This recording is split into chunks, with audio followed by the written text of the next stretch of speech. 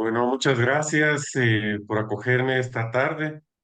Como les conté al principio, estoy con algo de gripe y tos, o sea, si me sale de repente la tos ahí, me disculpo. Estoy en mi casa porque no fui a trabajar hoy precisamente por ese malestar que tengo. Pero bueno, muchas gracias. Me platicaba un poco Miguel que habláramos sobre Guatemala, cuál es la realidad que estamos nosotros viviendo.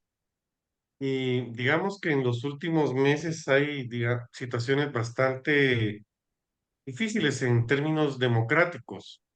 El año pasado fue un proceso electoral en donde, pues como cada 4 años, se hace una convocatoria por parte del Tribunal Supremo Electoral, se inscriben los candidatos de los partidos políticos y digamos que pasan las elecciones sin mayor contratiempo, no hay situaciones en las cuales pueda haber algún tipo de obstáculo para que pueda desarrollarse.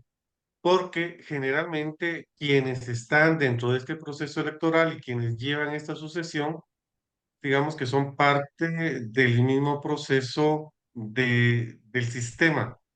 En un sistema en donde se ha capturado al Estado, se está cooptando todas las instituciones del Estado y hemos nosotros advertido un retroceso en aspectos democráticos. Digamos que en combate contra la corrupción, la Comisión Internacional contra la Impunidad en Guatemala, la CICIG, que fue una instancia que surge creada por parte de las organizaciones de derechos humanos, entre las cuales nos encontramos nosotros, había hecho avances en procesar, perseguir a políticos, empresarios, militares vinculados a la corrupción. El gobierno de Alejandro Yamatei, que fue el anterior presidente de Guatemala, pues había mejorado, digamos, para ese sistema las condiciones para que pudieran fortalecerse estos grupos.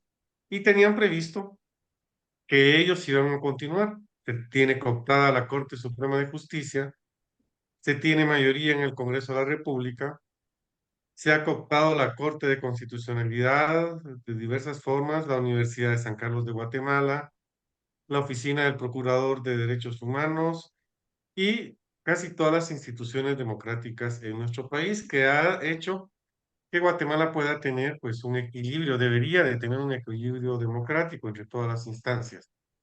Pero existe esa cooptación, lo que se busca en esta cooptación corrupta tiene que ver con mantener los privilegios que genera el Estado, la impunidad que genera el Estado y seguir las mafias que han estado dentro del Estado, que no han permitido que nuestro país sea realmente un país totalmente democrático. Me refería al año pasado porque había un proceso electoral en donde surge de repente la candidatura de Bernardo Arévalo, actual presidente de la República de Guatemala. No le habían puesto atención, no era una persona que le habían generado obstáculos, pero cuando de repente en las encuestas se empieza a puntear y en la primera vuelta queda como finalista junto con la propuesta siempre del Pacto de Corruptos de Sandra Torres, pues fue una sorpresa para estos sectores. Inmediatamente trataron de obstaculizar la transición democrática en Guatemala, porque cambiar, digamos, dentro de los candidatos que no estaban dentro de ese círculo de corrupción era un retroceso para ellos. La ciudadanía pues había manifestado a través de esa simpatía por este candidato un cambio de que ya estaban cansados de estas agrupaciones que se estaban aprovechando de nuestro país. Y entonces empezaron a generar obstáculos, interponiendo una serie de recursos, tratando de cancelar el partido político. La fiscal general, que es la jefa del Ministerio Público que debe de encargarse de perseguir al delito, estaba dentro de esta línea y empezaron a realizar una serie de persecuciones penales en contra de gente vinculada a este partido político. Ya el Ministerio Público anteriormente había dado una persecución en todos aquellos operadores de justicia que habían participado en la lucha contra la corrupción y muchos jueces, abogados, fiscales tuvieron que salir de Guatemala o fueron procesados, periodistas, defensores de derechos humanos, por esa persecución de líderes que habían pues, dado algún tipo de apoyo a la lucha contra la corrupción. Y se trató de obstaculizar a toda costa la transición democrática. Fueron entonces movimientos sociales del interior de la República quienes dieron el ejemplo de civismo al manifestarse y decir, nosotros no vamos a permitir que se obstaculice el proceso democrático, sin importar quién sea el candidato que va a quedar. Y vinieron una serie de protestas del interior, principalmente de agrupaciones indígenas del occidente y el norte de Guatemala, que estuvieron haciendo manifestación pública permanente frente al Ministerio Público. Digamos que en este proceso fueron los 48 cantones de Totonicapán, las autoridades indígenas de Sololá, las autoridades indígenas de las Verapaces, grupos urbanos de liderazgos de colonias, digamos, de colonias populares, quienes generalmente dieron esa manifestación para oponerse a la manipulación que se estaba dando dentro de este proceso democrático. Después de 106 días de manifestaciones, finalmente se logra respetar la asunción del presidente, actual presidente Bernardo Arevalo, agrupación que no estaba vinculada a estos actos de corrupción, y el 15 de enero de este año se da finalmente la transición democrática ya después de la medianoche. Eh, Se logra finalmente que este presidente asuma el poder respetando la decisión del pueblo de Guatemala. El Tribunal Supremo Electoral, que también había jugado un papel tibio, digamos, finalmente permite que este proceso se dé, este cambio se dé. ¿Qué está pasando este año? Este año también se da el cambio de las altas magistraturas de la Corte Suprema de Justicia y de las Cortes de Apelaciones. Generalmente también es un proceso en el cual las agrupaciones corruptas, los políticos, los otros sectores que han traído secuestrado al Estado de Guatemala, nuevamente también se juegan sus cartas y procuran de que personas vinculadas a ellos ocupen las magistraturas de la Corte Suprema de Justicia y de la Corte de Apelaciones. Son 13 magistrados en la Corte Suprema de Justicia y aproximadamente 150 magistrados de las Cortes de Apelaciones. Y este fin de semana, pues, fue un fin de semana bastante fuerte, bastante pesado, en donde, pues, se ha hecho una selección de propuestas que se llevarán al Congreso de la República para que sean los diputados del Congreso de la República quienes decidan quiénes serán los próximos magistrados. La Corte Suprema de Justicia, además de formar un ente judicial en sí, nombra representantes también ante la Corte de Constitucionalidad, que es un órgano en donde finalmente todos los procesos llegan a finalmente a conocerse. La Corte Suprema de Justicia nombra un representante ante la Corte de Constitucionalidad. También lo hace el presidente de la República, lo hace el Congreso de la República, el Colegio de Abogados y la Universidad de San Carlos de Guatemala. Y la Corte de Constitucionalidad se integra por parte de cinco personas que son los que finalmente están dentro de este proceso. Por eso es tan importante este proceso en el cual hay decisiones trascendentales en las cuales se toman. ¿Cuál ha sido el papel que ha jugado las iglesias? ¿Cuál ha sido el papel que ha jugado la sociedad civil en este proceso? Eh, digamos que vamos por partes. Digamos que la Conferencia Episcopal de Guatemala, que es, como todos saben, la integración de los diversos obispos dentro de la propia Iglesia Católica, pues digamos que tienen obispos que son muy progresistas, que tienen mucha conciencia social y que han apostado, pues obviamente, porque se haga una manifestación y preocupación sobre lo que está sucediendo en Guatemala. Hay obispos también bastante conservadores que no están muy de acuerdo con el hecho de denunciar el secuestro del Estado de Guatemala. Pero bueno, digamos que a mi criterio le ha faltado fuerza. Creo que se han posicionado en unos momentos y han hecho escuchar su voz en el cual piden que se respete la voluntad popular cuando ha sido el proceso democrático, que han pedido que también se elija con responsabilidad a los miembros de la Corte Suprema de Justicia, pero creo que les ha hecho fuerza en el sentido de ser más exigentes. Quizás solamente el cardenal Álvaro Ramazzini y algunos otros obispos que han tenido quizás un posicionamiento un poquito más, digamos, radical, han hecho, pues, ya sea participado en manifestaciones, exigido una mayor presencia objetiva por parte de las autoridades en este proceso. Pero digamos que sí ha hecho presencia y a mi criterio les ha hecho fuerza en esa presencia. El actual presidente de la conferencia episcopal es el Monseñor Rodolfo Valenzuela, obispo de la diócesis de las Verapaces en el norte de Guatemala, que creo que también ha hecho un buen papel, pero muchas veces tampoco ha sido totalmente respaldado por el resto de los obispos. Hay diversas también manifestaciones religiosas dentro de este proceso. Por ejemplo, hay una entidad que se llama Centinelas, que posiblemente ustedes la conozcan, que está integrada por representantes de diversos sectores religiosos.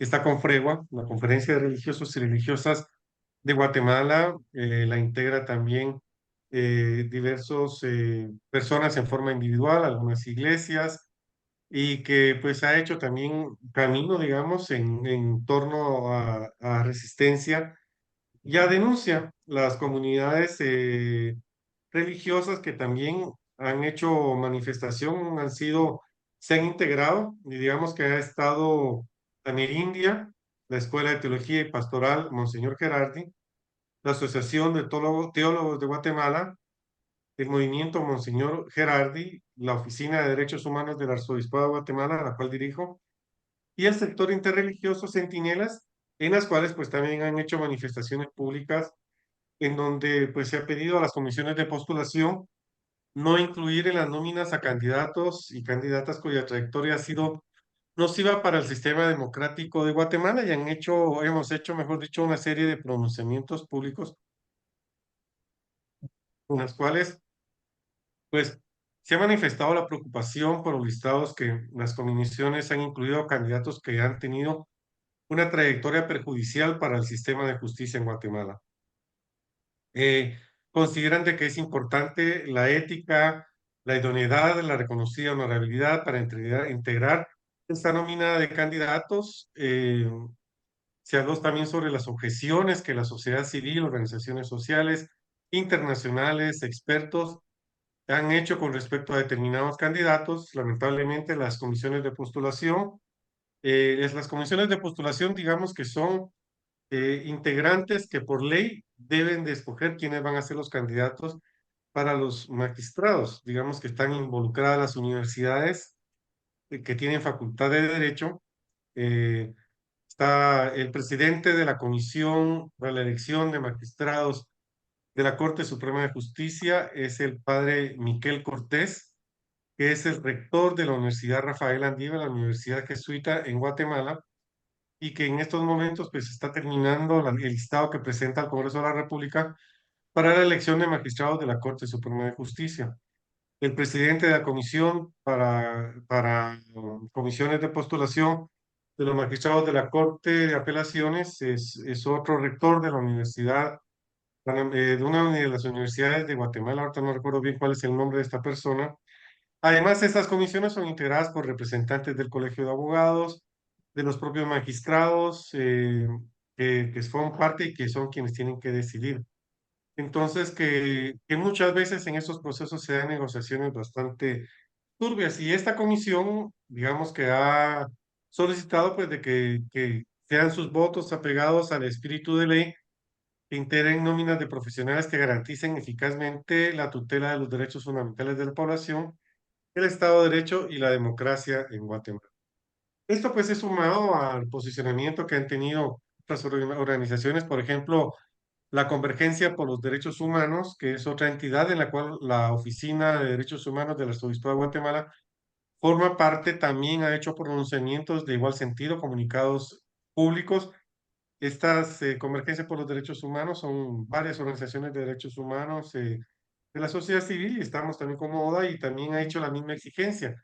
Ha cuestionado el hecho de las tachas, que no se permiten tachas si no son tachas. Tachas es como señalamientos que se hacen a los candidatos, por decir algo, el determinado candidato pues tuvo una mala gestión durante el tiempo que fue magistrado en la Corte Suprema de Justicia, por ejemplo, o la magistrada o el candidato tal ha sido involucrado en la lista Angel de los Estados Unidos como un actor corrupto y por lo tanto es cuestionable su participación dentro de estos procesos. Digamos que ese tipo de tachas ahora ya no son aceptados. La única tacha que aceptan las comisiones de postulación tiene que ver con sentencias firmes, es decir, que algún tipo de los candidatos haya sido condenado por un proceso penal y que tenga una sentencia firme en ese sentido, lo cual es prácticamente realmente imposible. Entonces, por lo tanto, ninguna tacha va a ser aceptada, ninguna objeción que se tenga con determinado candidato. Pero entonces digamos que estamos viviendo una etapa crucial en Guatemala porque esto también dependerá sobre el fortalecimiento de la democracia o vamos a continuar dentro de lo que el sistema está mandando. Es decir, que los sectores que se han beneficiado de la corrupción continúen presentes. Por lo tanto, para nosotros es muy importante que el presidente Bernardo Arévalo haya llegado porque ese fue ya un espacio que perdió. Pero eso que él haya llegado no significa que ya todo está ganado. Existen todavía condiciones en las cuales se están buscando desaforarlo, quitarlo a él y quitarlo a la vicepresidenta de esos puestos. Hay persecución penal por parte del Ministerio Público. Creo que el presidente de la República también le ha faltado fuerza para tomar decisiones y desaforar o despedir o a la fiscal general, a la Consuelo Porras, la fiscal se llama Consuelo Porras, porque el presidente de la República tiene facultades constitucionales para poder destituir a la fiscal general con causa justificada, es decir, que haya una causa que diga que está cumpliendo inadecuadamente su papel. ¿Cuál es el obstáculo legal, digamos, que pueda tener el presidente de la República para destituir a la fiscal general, que es como el centro de la persecución penal en contra de todas las instancias democráticas en Guatemala? Es que porque existe una ley orgánica del Ministerio Público que ahora dice que para que pueda destituir a la fiscal general tiene que haber una sentencia firme de un delito. Para que haya una sentencia en Guatemala tienen que pasar aproximadamente 10 años. Primero se termina el periodo de ella, que realmente eso realmente se cumpla. Y digamos que es una ley ordinaria que está por debajo de la Constitución Política de la República de Guatemala. Por lo tanto, no puede estar superior a la ley y prevalecerá, por lo tanto, creo yo, la facultad del presidente para tomar esa decisión. Pero igual, bueno, nosotros nos reunimos, las organizaciones de derechos humanos nos hemos reunido con el presidente de la República, Bernardo Arévalo, es una persona muy accesible, es una persona con vocación democrática, es una persona que sabe muy bien cuál es el papel que debe de jugar cada una de las instituciones en nuestro país, no nos cabe ninguna duda. A mi criterio, pues les ha faltado un poco de fuerza en la toma de decisiones. Y yo le platiqué a él y le dije, mire, presidente, mientras más tiempo pasa la fiscal en el puesto, se va a sentir mucho más empoderada. Él me dice, no, ella se encuentra realmente acorralada. Otro miembro de la Convergencia por los Derechos Humanos le dice, esto es lo que usted cree, porque la percepción que tiene toda la sociedad es que ella ha ganado más campo que usted, porque ella sigue ahí presente, sigue haciendo persecución penal, sigue criminalizando a defensores de derechos humanos, a operadores de justicia, a abogados, y está persiguiéndolo a él y a la vicepresidenta también. Hay procesos penales en contra de estos magistrados. Pero bueno, digamos que de momento se tiene ganado el espacio en la Corte, en la presidencia de la República. Y este es el momento en el cual se tendrá que demostrar que también se va a lograr ganar un espacio en uno de los poderes del Estado, que es el organismo judicial y la Corte Suprema de Justicia. El Congreso de la República es otro de los espacios, digamos que se encuentra en una mayoría, diría yo, gente que está vinculada al pacto de corruptos, pero que también creo que con algunos partidos políticos se logra hacer negociación y logran avanzar algunos procesos y creo que el Ejecutivo ha logrado hacer ciertas negociaciones con algunos diputados del Congreso de la República. Pero de momento se encuentra cooptada el Poder Judicial, cooptado el Congreso de la República en buena parte, cooptado la Universidad de San Carlos. Y que ustedes dirán que tiene que ver la Universidad de San Carlos en todo esto. Lo que sucede es que por constitución, la Universidad de San Carlos, que es la universidad estatal, tiene presencia e injerencia también en el nombramiento de diversos espacios democráticos en Guatemala. Por ejemplo, la Universidad de San Carlos tiene un magistrado en la Corte de Constitucionalidad. Nombra también representantes en diversas instancias del Estado y en sí, pues tiene iniciativa de ley también para poder modificar algunas leyes e incluso hacer modificaciones o propuestas a la propia Constitución de Guatemala. Pero bueno, digamos que se vislumbra hacia futuro en Guatemala. Por los listados que se han dado a conocer ya, yo creo que este pacto de corruptos, digamos que sí logró tener un retroceso. Hay miembros de la corrupción que están siempre van en los listados y que es muy probable que ocupen una magistratura. Pero de sí, creo que se están dando retrocesos a este pacto de corruptos que también no se va a dejar quitar el poder ni los privilegios de en sí. Realmente no sé cuánto tiempo tengo, pero digamos que eso es así un poco a grandes rasgos, cómo se encuentra la situación en nuestro país, ¿verdad? ¿Qué podemos hacer hacia adelante? Yo creo que, Tenemos otros un poquito de tiempo más, o si gustan, ya podemos ir elaborando algunas preguntas, quienes tengamos preguntas sobre lo que nos han comentado. Mm, eh, en tiempo, ay Dios, no alcanzo a ver. En tiempo, vamos bien en tiempo todavía. Entonces, no, si nos pudieras dar oportunidad a ver lo de las preguntas en este momento. Cuentas un poco más de el movimiento social, indígena, mujeres, ¿qué hacen los movimientos? bueno, eso es lo que estaba hablando un poco hacia adelante. Yo creo que en este espacio, digamos, con la experiencia que se tuvo el año pasado con respecto a esa movilización social del interior de la República, se ha logrado generar, digamos, experiencia, se ha hecho camino, y para mí creo que ha sido muy importante que las organizaciones indígenas, organizaciones sociales, las organizaciones rurales están más coordinadas y por lo tanto han hecho un buen papel en cuanto a representar a la sociedad y exigir el respeto al proceso democrático. Y creo que y han hecho presencia, digamos, ahora frente a las comisiones de postulación, han estado presentes en la Universidad Rafael Andívar y han llegado ahí, también han llegado organizaciones de mujeres, organizaciones de derechos humanos, periodistas, y hay más factibilidad, digamos, de manifestarse, ya que ahora, quizás eso no existía hace unos 10 años, la presencia en redes, y en la presencia en redes, cualquier ciudadano que posea redes puede manifestar su opinión, ¿verdad? Y ser escuchada por muchas personas. Entonces, digamos que el papel de la ciudadanía en nuestro país digamos, ha estado mejor organizado, mejor estructurado y con mayor presencia.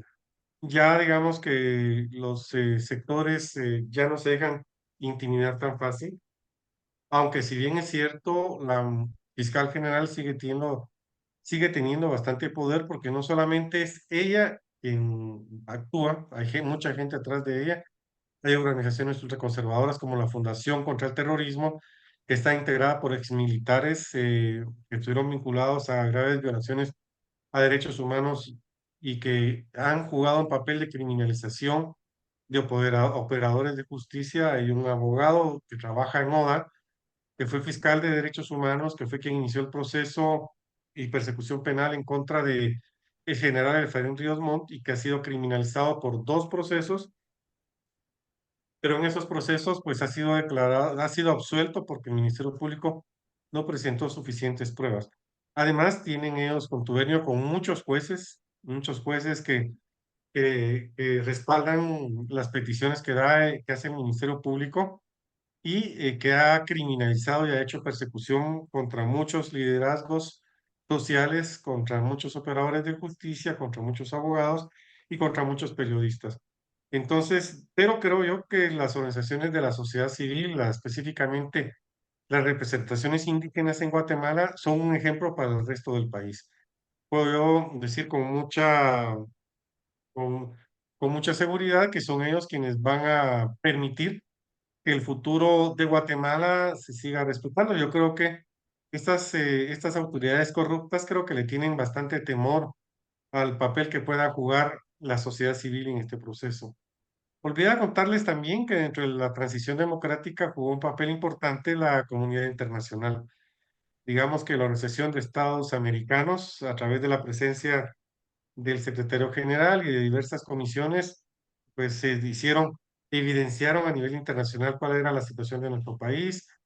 La comunidad europea, la Unión Europea, Estados Unidos y algunos países de América Latina, digamos que dieron bastante respaldo y ahora que estuvimos con el presidente Bernardo Arévalo, nos dijo, nosotros tenemos el respaldo internacional de pared a pared, o sea, tienen bastante respaldo internacional, lo cual también ha generado cierto temor con los empresarios, porque como hay muchos empresarios que tienen relaciones de importación y exportación de productos y sus negocios se basan y se fundamentan mucho en los países de Estados Unidos y de Europa, tienen temor de que no realmente se le vayan a cerrar las puertas cuando en Guatemala pueda haber un retroceso democrático.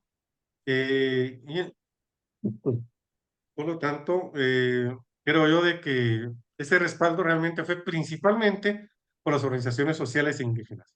Secundariamente, diría yo, por las comunidades nacional e internacional, ¿verdad? Y digamos que de ahí para atrás, pues todo el resto de organizaciones sociales que han estado también pendientes de todo lo que pueda suceder. Hay gente muy valiente, diría yo, en diversos sectores, sobre todo la prensa que también ha denunciado los actos de corrupción de casi todos los gobiernos y creo que incluso ha evidenciado algunos hechos de lo que ha sucedido con el actual gobierno. La diferencia que el actual gobierno pues reconoce cuando ha estado obrando mal y trata de corregir la situación. Gracias. Creo que Mariela tiene ya algunas preguntas, ¿no?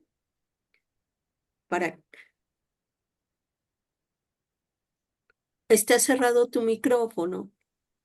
Mm, Bueno, agradecer a Neri. La pregunta es esta. Veo que también en Guatemala se habla de retroceso democrático.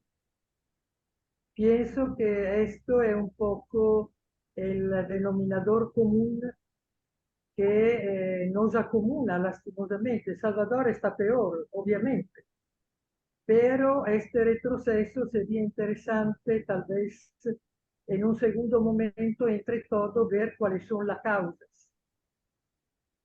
Porque no es simplemente decir hay retroceso democrático. Yo creo que este retroceso democrático aparece en todo el mundo, lastimosamente, porque está avanzando la extrema derecha fascista, ¿no? Lo que llamamos Cristo neofascista, retomando un poco el término de Cristo fascista de la Dorothy Sol a la época del nazismo, ¿no? Donde lastimosamente también Iglesia, no solamente ahora neopentecostales, digamos, pero antes también alguna iglesia cristiana habían apoyado, ¿no? Esta es la primera pregunta, del retroceso democrático. Supuestamente creo que también el partido Semilla no pensaba de ganar, ¿no? Creo que estaba un poco en vilo. La otra cosa, Neri, va un poco hacia la política internacional. Me dejó un poco con mal sabor que Guatemala se abstuvo en la ONU de apoyar la propuesta que habían hecho sobre Palestina, ¿no? Sinceramente, esto me dejó un poco pensativa. Entonces, no sé si hay algún interés de Israel en Guatemala, porque, por ejemplo, la embajada que estaba de Israel en Salvador se trasladó a Guatemala. Nosotros no tenemos en Salvador la embajada de Israel, tenemos solamente la parte comercial, no tenemos la Palestina, pero esto, quería preguntarte esto, ¿a qué se debe, pues, esta abstención? Gracias. Gracias, Mariela. Con respecto a los retrocesos democráticos, bueno, como todos sabemos, Guatemala vivió un conflicto armado interno que duró 36 años. 1985, finalmente se pone fin a las dictaduras militares, pero los militares no abandonan totalmente el poder, siguen teniendo su cuota de poder, la cuota de poder que negociaron en la propia constitución política de Guatemala. Eh, Mal que bien, digamos que Guatemala en su constitución establece una serie de instituciones democráticas que buscarían mantener un equilibrio de poder. Digamos que por ser un régimen republicano, vamos a tener un presidente, un poder ejecutivo, un poder judicial y un poder ejecutivo, perdón, un poder legislativo. Van a haber entidades como es el Tribunal Supremo Electoral que van a garantizar la transición democrática. Va a haber un procurador de los derechos humanos que va a permitir la denuncia con respecto a qué violaciones a derechos humanos se cometen. Va a haber una Corte de Constitucionalidad plural que va a permitir, digamos, la toma de decisiones de alto nivel con respecto a muchos de los casos. Es por eso es que la propia Corte de Constitucionalidad está integrada por representantes de los tres poderes del Estado, de la Universidad de San Carlos de Guatemala y del Colegio de Abogados. Cada una de las instituciones ha sido, digamos, que cooptada para interés de estas entidades. Uno de los grandes avances que había logrado también Guatemala era la presencia de la Comisión Internacional contra la Impunidad, la CICIG, que como dije ya, fue una iniciativa de organizaciones de derechos humanos que posteriormente fue avalada por los gobiernos de turno y que fue también con el visto bueno de las Naciones Unidas. A partir de la presidencia de Jimmy Morales, digamos que se empieza a ver un retroceso. ¿Por qué? Porque cuando ya se había avanzado en la persecución, en el juzgamiento de sectores que nunca habían sido tocados porque mantenían siempre sus privilegios, de repente Jimmy Morales dice, el comisionado Iván Velázquez es non grato y no renuevo la cuestión de la CICIG. Digamos que a partir de ese momento y en el nombramiento de la fiscal general Consuelo Porras, se inicia una persecución en contra de todas las instituciones que se habían visto involucradas en ese tipo de procesos. Y inicia también una cooptación de cada una de estas instituciones democráticas a través de medios fraudulentos, en muchos casos, que permitían que grupos de presión interesados pudieran ocupar esos puestos. Por ejemplo, se da dentro del Congreso de la República la mayor parte de los partidos políticos vinculados con el pacto de corruptos, ocupa y empiezan a dar, digamos, nombramientos dentro de esas instituciones de Estado, ¿verdad? Eh, digamos que pasaron 4 años sin que hubiera una sucesión con los magistrados de la Corte Suprema de Justicia. El Congreso de la República no eligió porque quienes estaban ocupando esos puestos eran, digamos, simpatizantes a los intereses de este tipo de procesos. Entonces, es un retroceso democrático porque entonces simulamos que hay una democracia, pero todas las instancias del Estado están ocupadas por personas que van a estar beneficiando mis intereses corruptos, ¿verdad? Digamos que varios países de América Latina, lo hemos advertido nosotros, no solamente los países en los cuales tienen mayor presencia de derecha, como ha sido Guatemala, lo hemos visto en Nicaragua, en la prolongación de la dictadura, y entonces en El Salvador, tú sabes también la persecución que hay contra periodistas, la violación a los derechos humanos que entonces, digamos que cada uno de los diversos países va adquiriendo diversas facetas en las cuales aparentan ser países democráticos, pero realmente no son países democráticos, porque se ha hecho una manipulación de ley en la cual ha permitido ya sea la reelección de presidentes, ya ha habido ya sea la sustitución de personas, pero todos cambian las personas, pero no cambian las actitudes. En Guatemala cambiaban las personas, pero no cambiaban las actitudes. Con la presencia de Bernardo Arevalo, creo que sí tuvieron ellos un tope, un alto a ese proceso y están tratando de ver cómo lo cortan, cómo le cortan la cabeza para continuar con ese tipo de retrocesos democráticos. Nadie esperaba que Semilla tuviera todo ese respaldo, nadie esperaba. A mí me extrañó muchísimo cuando empecé a ver en las encuestas que de repente Semilla empezaba a puntear, empezaba a hablar con mis hijas, que son jóvenes, que tienen de 30 años para abajo, que simpatizaban con Semilla, eh, que sus amigos simpatizaban con Semilla, que las juventudes, digamos, que querían un cambio en Guatemala, empezaban a escucharse simpatías en el tema de Semilla, ¿verdad? Porque realmente el cansancio de la población es que los políticos llegan y van siendo los mismos. Entonces ya no querían más de eso. Entonces, digamos que eso realmente significó un cambio para nuestros países. Digamos que la política del gobierno de Bernardo Arévalo, que es otra de las preguntas que tú hacías con respecto a Israel. Digamos que Guatemala tradicionalmente ha sido un país que ha apoyado a Israel desde su concepción y surgimiento como nación en 1948 en todo el sistema de la Organización de Naciones Unidas. Guatemala fue de los países que votó a favor y en ese sentido hay como una alianza de Israel con Guatemala. La presencia de Israel en el conflicto armado interno fue bastante clara al dar armas y dar capacitación a militares, ¿verdad?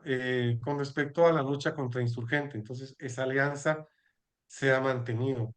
Digamos que los gobiernos, la mayor parte de los gobiernos en Guatemala han sido gobiernos conservadores que simpatizan con la línea que ha traído Israel y por lo tanto esa línea se ha venido fortaleciendo. ¿Qué pasa con Bernardo Arévalo? Yo no sé si ha sido por esa relación que ha venido Guatemala con Israel durante años, que la ha continuado. Sin embargo, dentro de la biografía de Bernardo Arévalo, tiene estudios en Israel. Él habla hebreo, estudió en Israel, en una universidad israelita.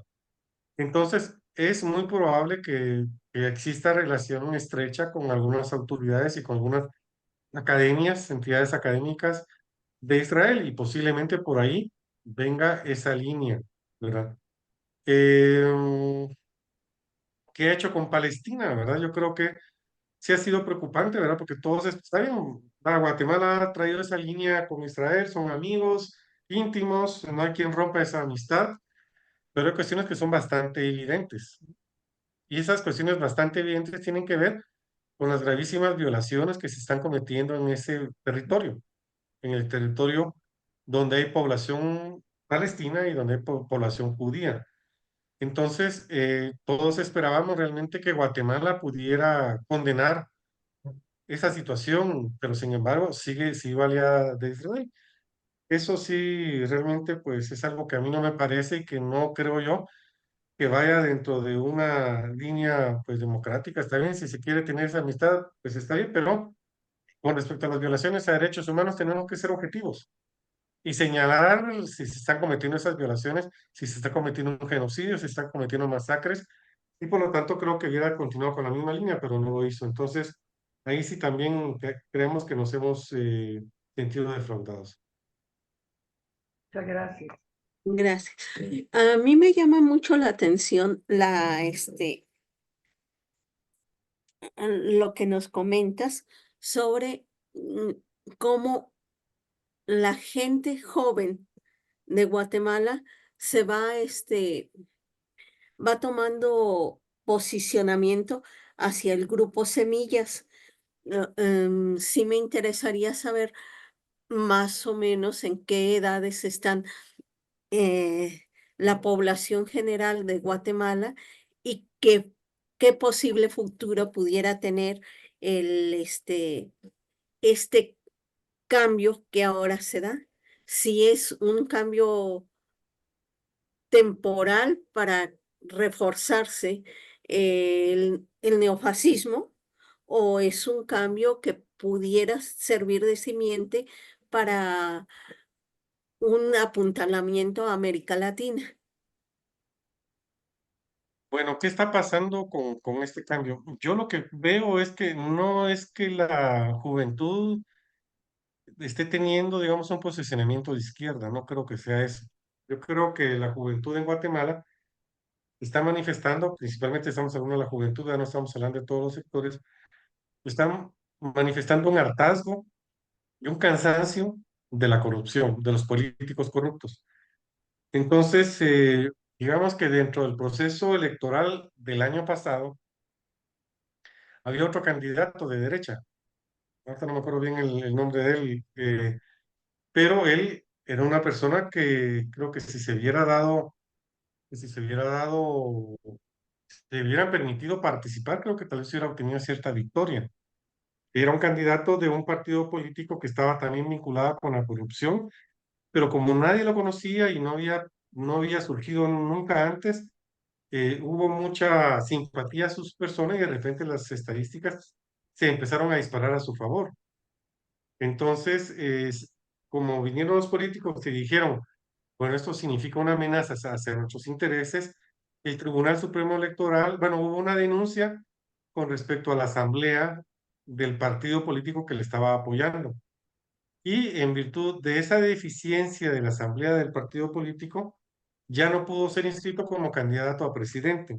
Entonces, digamos que el Tribunal Supremo Electoral jugó un papel oscuro, opaco en ese proceso, porque definitivamente lo sacó de la jugada.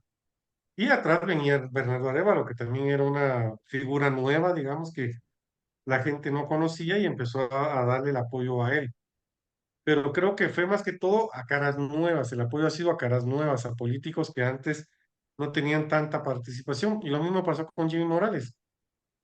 Jimmy Morales se miraba una persona joven, no vinculada a los partidos políticos tradicionales, y él fue una persona de las que quedó finalistas y le ganó a Sandra Torres.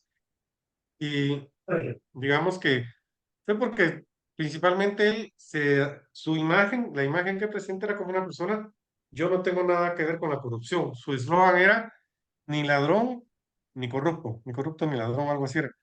Y entonces la gente le generó bastante simpatía a lo que él significaba, la imagen que él estaba trasladando. A diferencia de Sandra Torres, que era una imagen de la vieja política que había venido avanzando, ¿verdad? Entonces creo que el posicionamiento de las juventudes principalmente, más que una orientación ideológica de izquierda, que Bernardo Arévalo es efectivamente un partido político de una izquierda moderada, eh, fue el cansancio de los políticos corruptos, de los políticos viejos. ¿Qué va a pasar dentro de unos 3 años y medio, cuando nuevamente tengamos un proceso electoral? Yo creo que si viene una nueva imagen de una persona que no tiene, de un partido político que nunca ha ocupado un puesto, posiblemente la gente se vaya por eso, ¿verdad? Si es que también Semilla no hace un buen papel en este proceso, ¿verdad? Porque tampoco digamos que adquirió gran cantidad de diputados, son 23 diputados de 160, ¿verdad? Entonces tampoco es una mayoría de un partido político que tenga totalmente lleno el Congreso de la República. Ha tenido que hacer algún tipo de negociaciones para llegar y posicionarse en ese lugar. Gracias. Sí. ¿Alguien tiene otra pregunta? Sí, me gustaría. Sí, Bueno, primero agradecer a Neri Rodenas por su amplia presentación y por darnos un panorama general, pero amplio y muy bueno de la realidad guatemalteca. Es preocupante realmente por todo lo que él nos ha presentado y vemos cómo eh, las mismas políticas se están repitiendo en diferentes países. Bueno, de hecho, aquí también hay preocupaciones, pero yo me quiero enfocar un poquito y tiene que ver con lo que presentaba Mariela, que decía de lo del retroceso democrático, y yo ahí quisiera, sé que, bueno, sabemos que Guatemala tiene mucha población eh, nativa, mucha población indígena. Me gusta más nativo que indígena, pero entonces me gustaría saber si cómo están ahorita ellos organizados, como si tienen realmente una voz, si tienen presencia, qué posibilidades tienen, porque yo sé de que, por ejemplo, la población a la hora de tener su espacio, a la hora de tener voto, puede hacer diferencia, puede cambiar las cosas. Entonces, me gustaría saber cómo se está viendo, cómo está actuando o cómo se está respetando eh, y desde los derechos humanos, cómo se está viendo eso.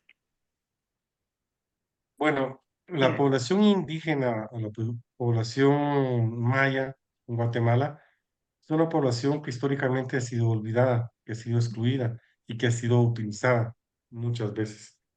Digamos que hay una ausencia total del Estado en muchas poblaciones indígenas, en donde no hay educación, donde no hay salud, en donde no hay caminos, donde no hay trabajo, en donde sí hay pobreza, en donde sí hay hambre, en donde sí hay exclusión social.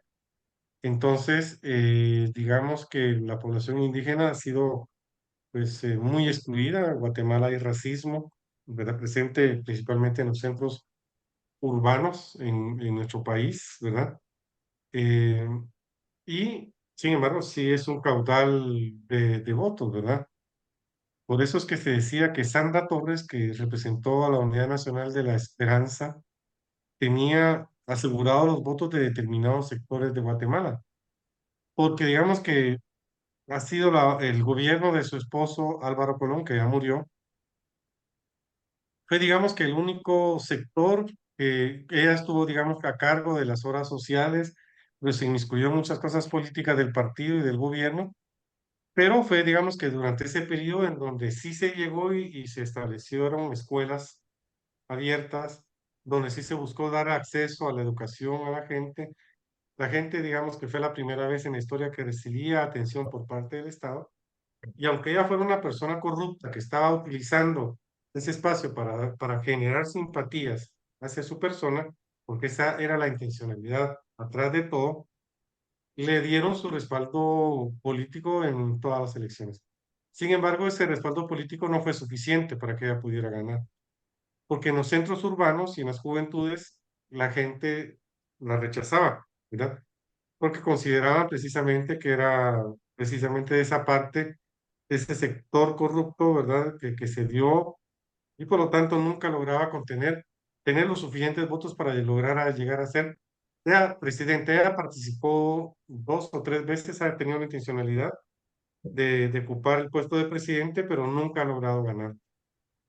Entonces, digamos que los sectores indígenas ahora están más organizados, siguen siendo personas excluidas y criminalizadas, muchos de ellos, pero están más organizados a través de las diversas comunidades indígenas. En Guatemala, además de las alcaldías municipales que se logran obtener a través de los procesos electorales, existen alcaldías indígenas que son tradicionales y que son ocupadas por gente del pueblo, ¿verdad? Gente que sí, digamos, nos representa y que en los últimos años ha logrado tener presencia y participación en espacios de manifestación. Ellos han, por ejemplo, en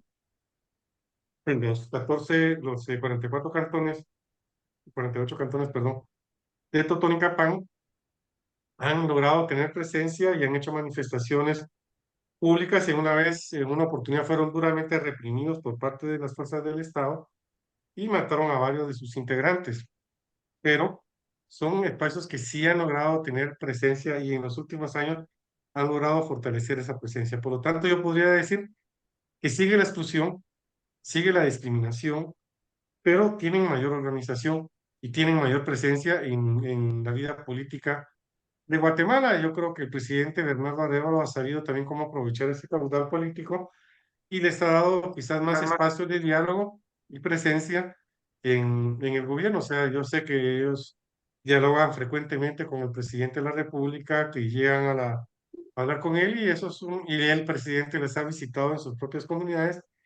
Yo creo que eso es precisamente pues lo que ellos buscan, tener, ser escuchados, que nunca han sido anteriormente escuchados. Ah, Gracias. ok, gracias. Gracias por abrirnos un poquito el panorama. No, no sé si Pablo o Mariela tengan alguna otra pregunta. Pablo, te notaba medio inquieto, perdón. Sí, quería preguntar cómo ha sido el comportamiento de las Fuerzas Armadas con este nuevo gobierno y si siguen habiendo presos políticos, defensores encarcelados todavía. Estuve apoyando la causa por la libertad de Bernardo Coll, si no me equivoco. Ah, Y sé que han habido otras personas detenidas en los últimos años, pero no sé cómo ha ido avanzando eso. bueno, el ejército, digamos que ha sabido mantenerse al margen de estos procesos políticos. Creo que pues, ha sido acertada esa distancia que ha guardado de este tipo de procesos. Sin embargo, creo que es un ejército que ideológicamente no se ha transformado ni se ha modernizado. Eh, pero creo que ha cumplido, por lo menos de momento, un rol histórico en los últimos espacios, no se ha involucrado en esta, digamos, conflictividad social que se ha advertido y eso creo que es algo positivo, ¿verdad? Lo negativo, digamos, es que los diversos gobiernos, muchos gobiernos los han involucrado en tareas de protección ciudadana, cuando un ejército no es una entidad que debería de estar cumpliendo esa función, porque para eso están las fuerzas públicas civiles, es decir, la Policía Nacional Civil es una policía que en teoría es capacitada para mantener relaciones con la ciudadanía y el ejército tiene que cumplir con otro tipo de papel que es la protección de la soberanía, la protección de los recursos, etcétera. Pero que en Guatemala, frente a el avance de la delincuencia y la criminalidad, se ha buscado que haya presencia del Estado a través de la policía y del ejército. Eso le traslada a la ciudadanía una percepción de fuerza y de presencia del Estado, pero que no se traslada necesariamente a un combate efectivo a la criminalidad de nuestro país. En Guatemala, pues sí hay, digamos, yo diría que sí hay presos políticos, muchos periodistas, uno de ellos es José Rubén Zamora, presidente del diario El Periódico, que ya tiene casi más de un año de estar guardando prisión y que él ha sido perseguido por su crítica y su oposición al Estado de Guatemala. El Estado les indica, el Ministerio Público les indica pues, de tener lavado de dinero y tener vínculos con el narcotráfico, pero más creo que la persecución que él ha tenido tiene que ver con su crítica hacia el Estado de Guatemala y así algunos otros periodistas y yo podría decir que también los operadores de justicia que se encuentran detenidos y tienen persecución son presos políticos porque su función ha sido adecuada, ha sido congruente con la ley, pero sin embargo el Estado de Guatemala le ha generado una persecución penal y también le ha violado muchos derechos al no resolverse prontamente sus causas. Hay una audiencia, por ejemplo, para escuchar la declaración o conocer algún tipo de recurso y a veces no llega el Ministerio Público, se suspenden las audiencias y así pasan muchísimo tiempo y las audiencias no se dan a cabo y entonces la gente sigue guardando prisión y sigue guardando prisión y pasa el tiempo y pasan los años y siguen guardando prisión. Entonces, sí hay personas que creo yo que podría considerarse presos políticos, no de este gobierno, pero sí de, digamos, del sistema. Gracias. Muy interesante esta parte donde mm, mm, siguen estando los presos políticos, pero no sé si se ha hecho algo para exonerarlos, pero primero la pregunta es Sol.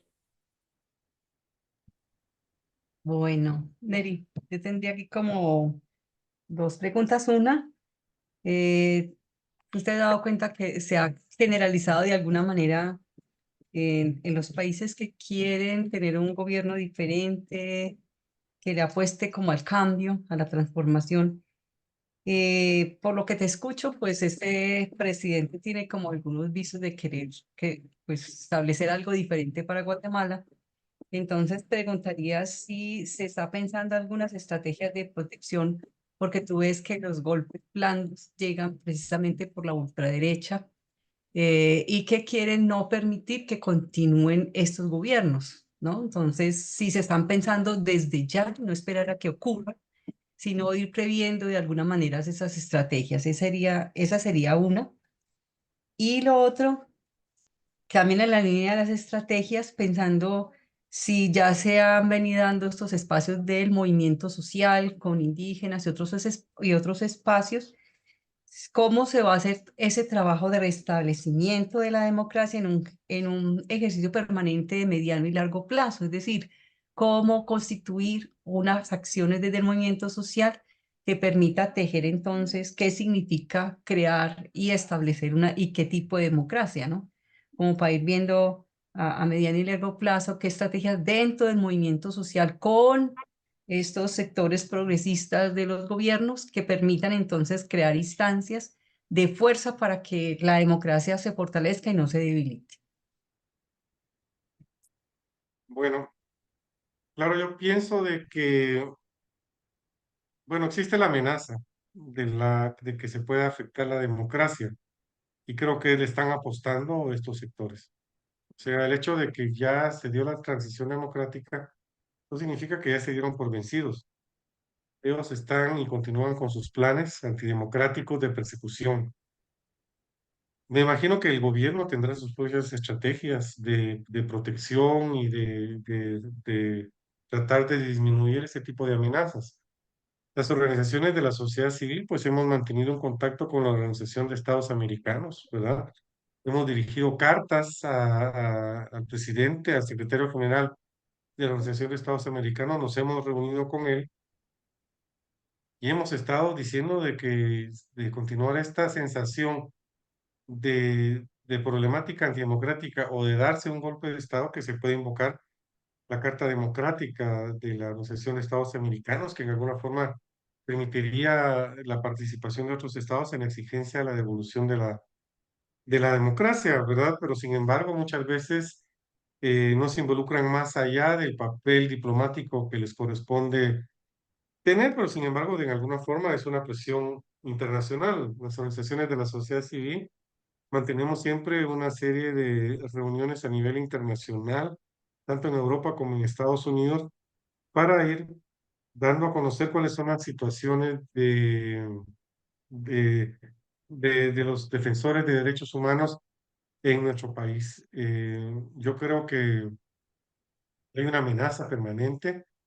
De momento, para mí, mi punto de vista, el Ministerio Público sigue teniendo mucho poder y mucha posibilidad de hacer persecución penal en contra de todas aquellas personas que puedan significar una oposición a este pacto de corruptos.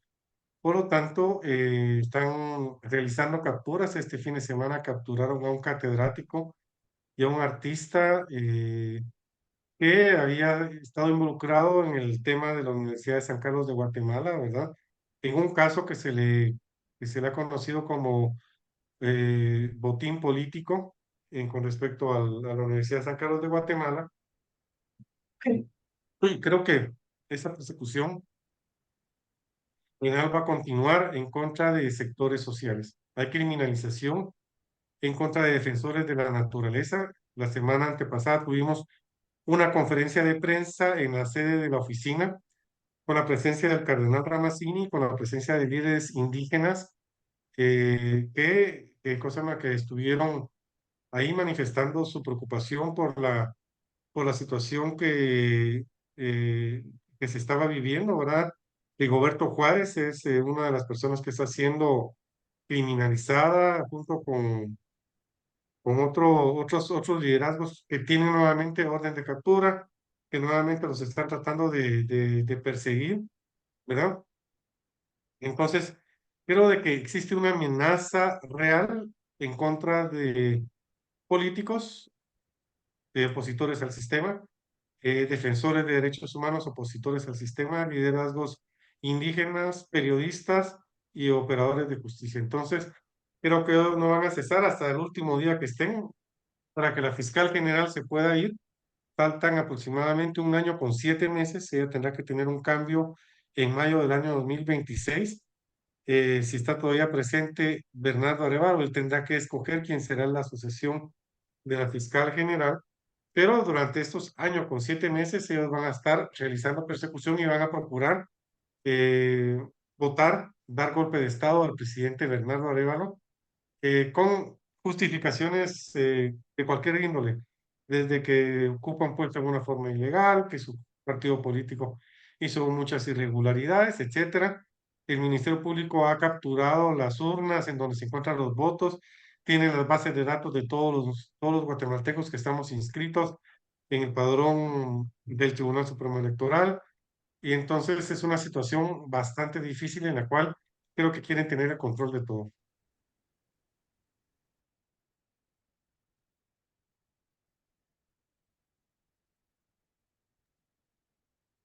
Bueno, mm, creo que a grandes rasgos vemos puntos muy similares a pesar de la el gran esfuerzo que se está haciendo en Guatemala por una democracia. Vemos puntos muy similares y finos que se están entretejiendo en toda América Latina. Tenemos que ser muy cuidadosos en esa lectura para ver cómo continuar con nuestro trabajo. Yo tengo otra pregunta más. La presencia de Estados Unidos en Guatemala, ¿cómo se ve? Bueno, digamos que Estados Unidos ha tenido una presencia bastante fuerte. El año pasado, cuando fue el proceso electoral, Estados Unidos pues sí fijó posición bastante clara con respecto a su respaldo, con respecto a la transición democrática. Puede que tengan efectivamente sus intereses, ¿verdad? De que en Guatemala no hayan actores corruptos, porque eso significa mayor migración, niveles de pobreza, persecución contra muchas personas. Pero digamos que su participación fue bastante clara. Por una parte, estar incluyendo a actores corruptos en las listas que ellos tienen, eh, quitar visas, incluirlos en las listas, que no puedan haber transacciones con los actores corruptos.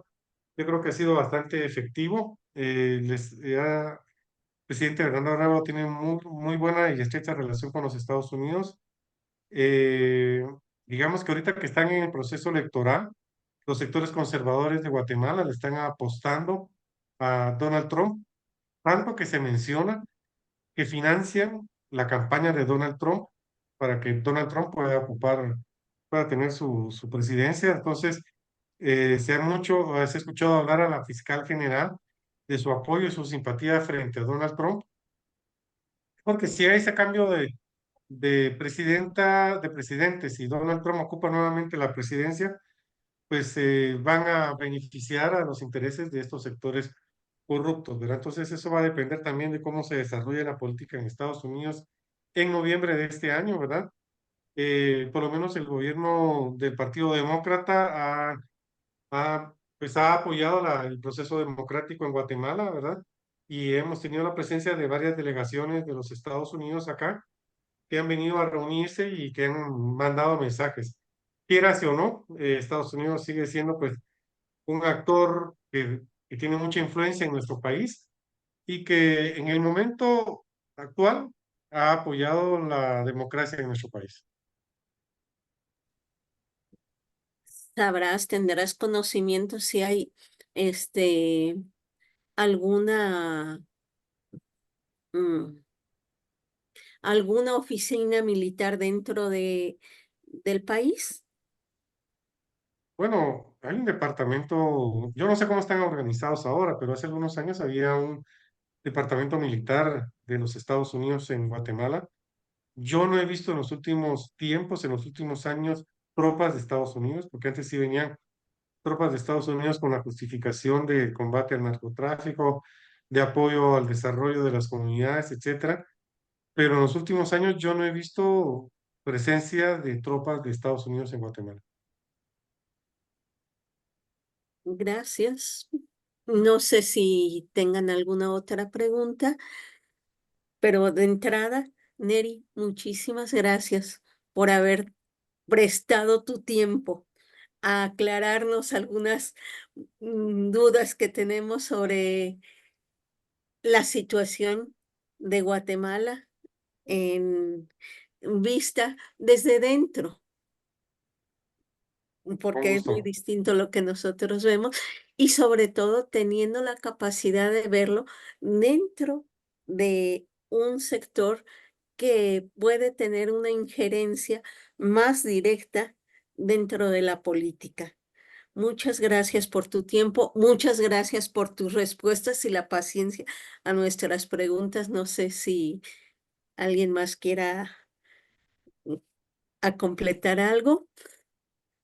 Ahorita, por el momento, pues haremos nuestra transcripción, veremos nuestros puntos de vista y muchísimas gracias. Muchísimas gracias a Miguel por habernos contactado, tan buen ponente. Te lo agradecemos y estamos aquí en contacto. Muchas gracias y de Lisa, muy amable por todos y gracias a todos. Hasta luego. Adiós. Nos estamos viendo. Muchas Hasta luego. gracias. Muchas gracias.